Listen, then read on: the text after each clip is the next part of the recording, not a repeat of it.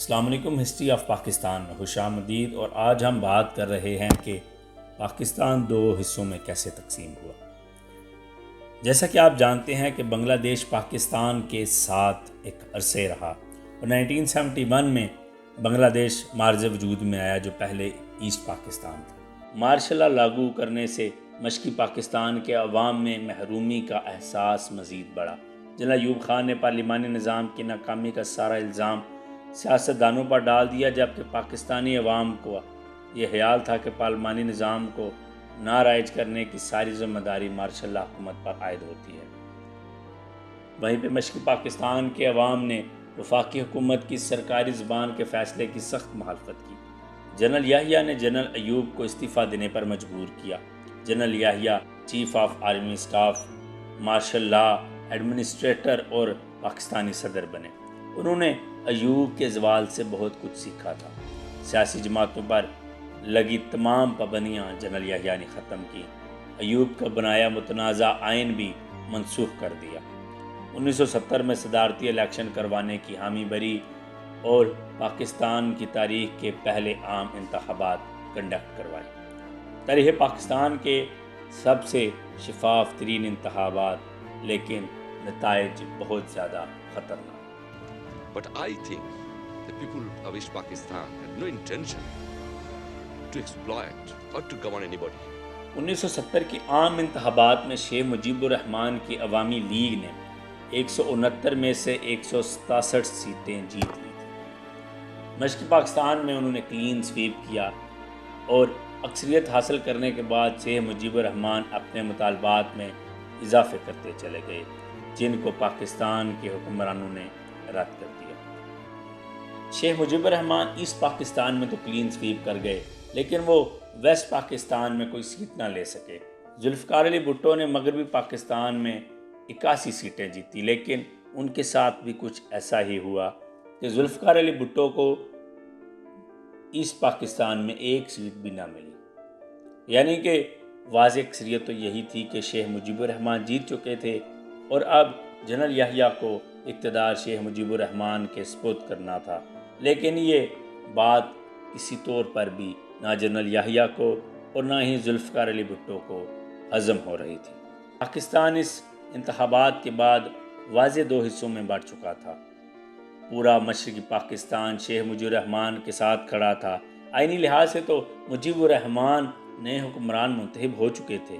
General یحییٰ کی ذمہ داری تھی کہ وہ اسی وقت اقتدار شیخ مجیب کے سپرد کر دیتے۔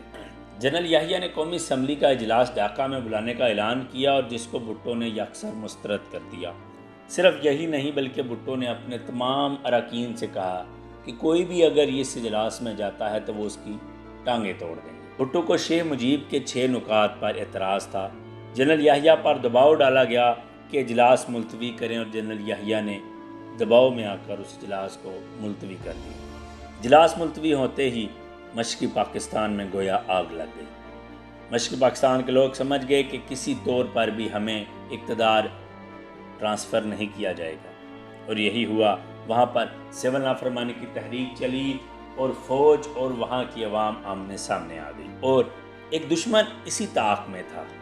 وہ دشمن کوئی اور نہیں بلکہ ہمارا ایک پڑوسی ملک ہے جو کسی نہ کسی طریقے سے ہم پر حملہ آور ہونے کی کوششیں کرتا ہی رہتا ہے۔ بھارت نے موقع کا فائدہ اٹھایا اور مکتی باہنی کے ذریعے بغاوت شروع کر دی۔ مکتی باہنی نے پاک فوج اور مغربی پاکستان کے حامیوں پر حملے شروع کر دیے۔ یہ پاکستان بچانے کا ایک آخری موقع تھا۔ فوجی ایکشن کی وجہ سے عوامی لیگ کے سربراہ اور کتنے ہی بنگالی بھارت کی طرف بھاگ گئے۔ بھارت کو پاکستان کے اندرونی مسئلوں میں دخل اندازی کرنے کی وجہ مل گئی اور بھارت نے دنیا کو گمراہ کرنے کے لیے منفی پروپیگنڈا مہم چلائی اور کہا کہ لاکھوں بنگالی مہاجروں کی صورت میں آنے کی وجہ سے بھارتی سلامتی کو خطرہ ہے۔ مکتی باہنی کے نام سے ایک تحریک چلائی گئی اور جس نے مسلح ہو کر گوریلا جنگ کی شروعات کی۔ بنگال میں موجود تمام مسلمانوں کو بے رحمی سے قتل کیا گیا جو اس وقت پاکستان کے حامی تھے۔ یہ پاکستان بچانے کا آخری موقع تھا۔ اگر اقتدار اصلی حقدار کو دیا جاتا تو حالات بالکل مختلف ہوتے۔ جنرل یحییٰ نے فوجی ایکشن سٹارٹ کر دیا۔ فوجی ایکشن کو بھٹو اور دیگر سیاسی جماعتوں نے بہت زیادہ سپورٹ کیا۔ دوسری جانب مکتی باہنی کو تقریباً 9 مہینے کے اندر ہی اندر کچل دیا گیا۔ ملک اب 2 حصوں میں تقریباً تقسیم ہو چکا تھا۔ پاکستان کو شرمناک شکست کا سامنا کرنا پڑا اور تقریباً 90,000 فوجی اس وقت قیدی ہوئے، اور یہ ایک بہت بڑی شکست تھی جو پاکستان کے حصے میں آئی۔ پاکستان کو اپنا ایک وجود بنگلہ دیش کے نام سے کھونا پڑا، اور وہ ایک نیا ملک ابھر کر سامنے آیا جس کو ہندوستان نے مکمل سپورٹ کیا تاکہ پاکستان 2 حصوں میں تقسیم ہو سکے اور پاکستان کی قوت مزید کم ہو جائے۔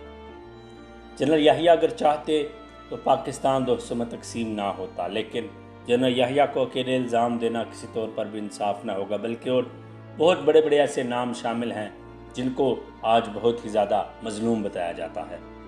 جنرل یحییٰ اپنے فوجی دور میں مکمل فیل ہو چکے تھے۔ پاکستان 2 حصوں میں تقسیم ہو چکا تھا، بنگلہ دیش کے نام سے ایک نیا ملک سامنے آ چکا تھا۔ جنرل یحییٰ نے اپنا اقتدار بھٹو کے سپرد کیا۔ ادھر پاکستان میں بھٹو اور ادھر بنگلہ دیش میں مجیب الرحمان کی حکومت بنی، اور دونوں اپنے اپنی جگہ کے وزیر اعظم بنے، لیکن کہ مجیب الرحمان کو اسی کے فوجیوں نے کچھ عرصے بعد قتل کر دیا اور یہاں بھٹو کو بھی پھانسی دے دی گئی۔ اگلے 10 سالوں میں سقوط بغداد کے تینوں کردار موت کے ٹھکانے لگ چکے تھے، تینوں اس دنیا سے جا چکے تھے۔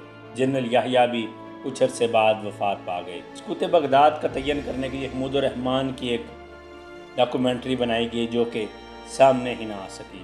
سقوط بغداد میں کون کون شامل تھا یہ کہنا ذرا مشکل ہے، لیکن اپنی اپنی جگہ پر سبھی قصوروار تھے، چاہے وہ بھٹو ہوں، چاہے وہ مجیب الرحمان ہوں، چاہے وہ جنرل یحییٰ ہوں۔